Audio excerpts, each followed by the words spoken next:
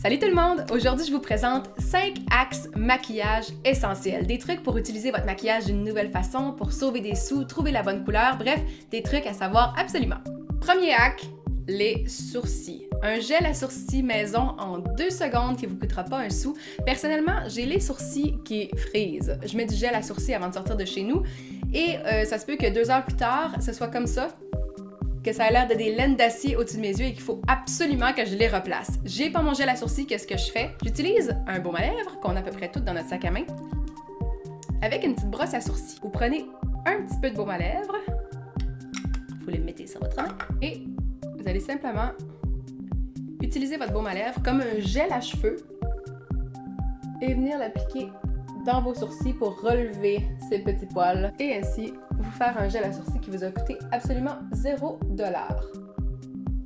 Mon deuxième hack, faire du eyeliner avec du rouge à lèvres. Oui, mesdames et messieurs, on a plusieurs couleurs de rouge à lèvres liquide. Pour la plupart, c'était la grosse mode.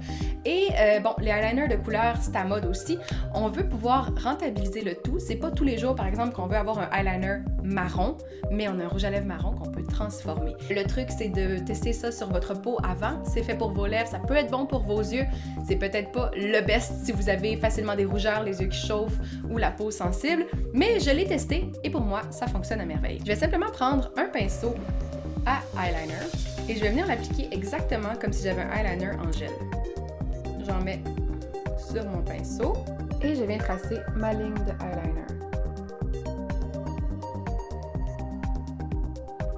C'est là qu'embarque mon troisième hack.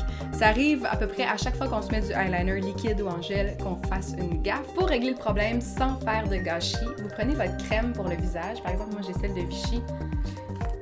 J'en prends un petit peu et avec un autre pinceau propre, je vais venir juste tremper puis je vais l'essuyer comme il faut. Comme ça, mon pinceau il est plein de crème. Et pour rectifier le tir avec ma ligne de eyeliner, je vais juste vraiment venir tracer en dessous. Ça n'a pas touché à mon ombre à paupières, ça n'a pas enlevé mon fond de teint ni mon cache-cerne. C'est merveilleux. Mon quatrième hack vient de mon amie Marika d'Auteuil. C'est une maquilleuse professionnelle qui est maquillée pour les grands ballets canadiens, pour la Fashion Week de New York et qui a un talent fou. Je lui ai dit, Marika, quel est ton truc numéro 1? Ton hack, ton secret? Elle m'a dit, OK, je vais te le dire. Vous savez, les filles, quand on ne sait pas quel blush mettre parce qu'on n'est pas habitué, parce qu'on ne sait pas trop lequel choisir, par exemple, à la pharmacie ou encore au Sephora, le truc, selon Marika, c'est de choisir un blush de la même couleur que nos lèvres. On est sûr de pouvoir être en plein dans le mille parce qu'on sait que ça va avec notre face. Nos lèvres sont cette couleur-là. Donc, j'ai fait l'exercice avec une roulette de blush et j'ai cherché la teinte qui fit avec mes lèvres. C'est pour moi celle-là. Donc, en appliquant cette teinte-là, je suis certaine que mon blush va aller avec moi. Et voilà. Évidemment, ça ne vous empêche pas de vous mettre un blush rose fluo ou encore un orange brûlé. C'est vraiment juste si vous voulez vous trouver une teinte de blush universelle, c'est celle qui va avec vos lèvres. Et finalement, mon cinquième hack est une façon de rendre nos rouges à lèvres mat un petit peu plus intéressants. Je vous explique, on a plein de rouges à lèvres mat. En tout cas, je suis tombée là-dedans quand la mode est arrivée. Et en 2018, on trouve que, bon, peut-être qu'on manque de dimension. Le gloss est revenu à la mode, les métalliques, les brillants, tout ça. Et on veut donner une petite touche de plus à notre rouge à lèvres mat. On va faire du strobing sur nos lèvres et ça va tout changer. Le strobing, on s'en souvient, c'est à peu près le contraire du contouring. Donc, c'est juste de mettre de la lumière pour donner de la dimension. On va juste mettre de l'illuminateur sur nos lèvres, finalement. C'est juste ça que j'essaie de dire. Comme d'habitude, je me mets du rouge à lèvres mat, liquide. Bon, mon rouge à lèvres est sec. Rien de nouveau. Un rouge à lèvres mat, bien normal. Le truc, ça va être d'aller mettre de l'illuminateur.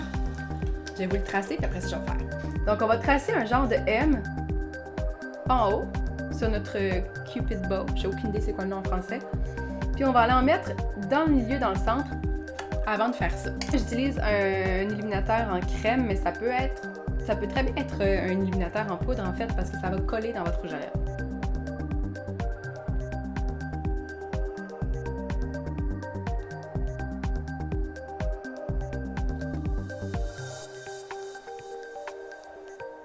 Donc voilà le résultat final et ce que j'aime vraiment de ce hack-là, c'est que ça va donner de la dimension à vos lèvres, mais ça va rester en place.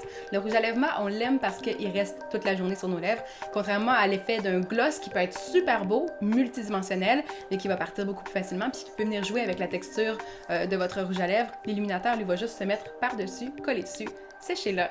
Et on n'en parle plus. Voilà, c'est ce qui complète mes 5 axes maquillage à savoir absolument. J'espère que vous les testerez à la maison. Vous me direz ce que vous en pensez et laissez-moi vos axes à vous, vos trucs essentiels quand vous vous maquillez dans la barre des commentaires ci-dessous et on se reparle très bientôt sur Look du jour. Bye!